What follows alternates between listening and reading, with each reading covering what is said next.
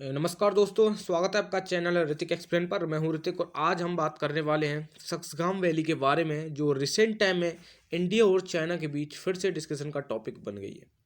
ये इशू सिर्फ एक वैली का नहीं है, बल्कि इंडिया की टेरिटोरियल इंटीग्रिटी, बॉर्डर सिक्योरिटी और हिस्ट्री से जुड़ा हुआ है।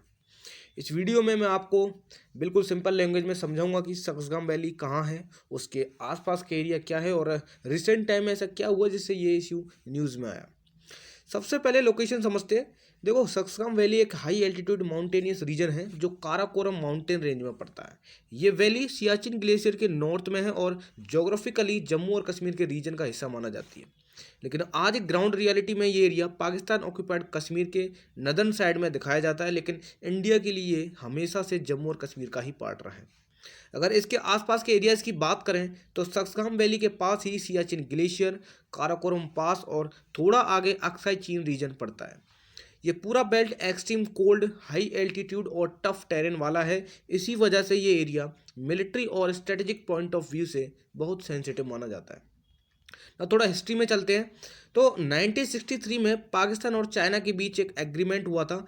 इस एग्रीमेंट में पाकिस्तान ने सक्सगाम वैली चाइना को दे दिया था, लेकिन इंडिया का स्टैंड तब भी और आज भी बिल्कुल क्लियर है कि पाकिस्तान के पास ये ज़मीन देने का कोई लीगल राइट ही नहीं था, क्योंकि जम्मू और कश्मीर इंडिया का हिस्सा है। इसलिए इंडिया ने 1963 के इस एग्रीमेंट को इलीगल और इनवैलिड माना है।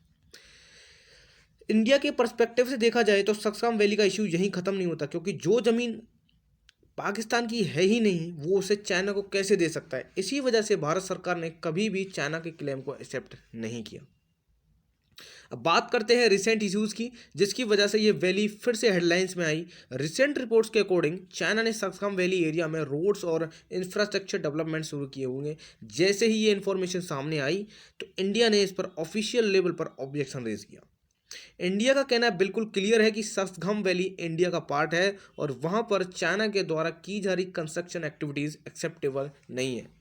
एक्सटर्नल अफेयर्स मिनिस्ट्री ने भी ये बात कही कि 1963 का चाइना पाकिस्तान एग्रीमेंट इंडिया के लिए लीगली वैलिड नहीं है। चाइना की तरफ से ये कहा गया कि ये एरिया उनके कंट्रोल में आता है और वहाँ डेवलपमेंट करना उनका, लेकिन इंडिया के लिए ये इशू सिर्फ डेवलपमेंट का नहीं है, ये इशू टेरिटरी और सॉवरेनिटी का है। इस पूरे मैटर पर इंडियन आर्मी ने भी अपना स्टैंड क्लियर रखा है। Recently army chief general Upendra Dwivedi ji ने कहा है कि 1963 का चाइना पाकिस्तान एग्रीमेंट इलीगल है और सक्सगाम वैली पर होने वाली हर एक्टिविटी पर क्लोज वॉच रखी जा रही है। आर्मी के अकॉर्डिंग सिचुएशन फिलहाल स्टेबल है, लेकिन विजिलेंस बिल्कुल हाई लेवल पर है। और इंडिया के लिए सक्सगाम वैली इसलिए भी इंपॉर्टेंट है क्योंकि ये एरिया सियाचिन ग्लेशियर के बिल्कुल पास है। अगर यहाँ पर इंफ्रास्ट्रक्चर डेवलप होता है तो इसका इफेक्ट मिलिट्री मूवमेंट और लॉजिस्टिक्स पर पड़ सकता है। मतलब मैं चाइना के इंफ्रास्ट्रक्चर की बात कर रहा हूँ। इसी वजह से इंडिया इस रीजन में होने वाली हर डेवलपमेंट को सीरियस थ्रेट के रूप में देखता है। या ये बात समझना जरूरी है कि इंडिया किसी भी कंट्री के साथ कॉन्फ्लिक्ट नहीं चाहता, लेकिन इंडिया अपनी टेरिटोरियल इंटीग्रिटी पर कोई कॉम्प्रोमाइज़ भी नहीं करेगा। इसलिए डिप्लोमेटिक लेवल पर प्रोटेस्ट भी हो रहा है और मिलिट्री लेवल पर प्रिपेयर्डनेस भी मेंटेन की जा रही है। ओवरऑल सक्सगाम वैली का इशू इंडिया के लिए एक लॉन्ग स्टैंड टेरिटोरियल मैटर है, जो रिसेंट चाइनीज़ एक्टिविटीज़ की वजह से फिर से हाईलाइट में आया है। इंडिया का स्टैंड कंसिस्टेंट रहा है। सक्सगाम वैली जम्मू और कश्मीर का हिस्सा है और जम्मू कश्मीर इंडिया का इंटीग्रल पार्ट है।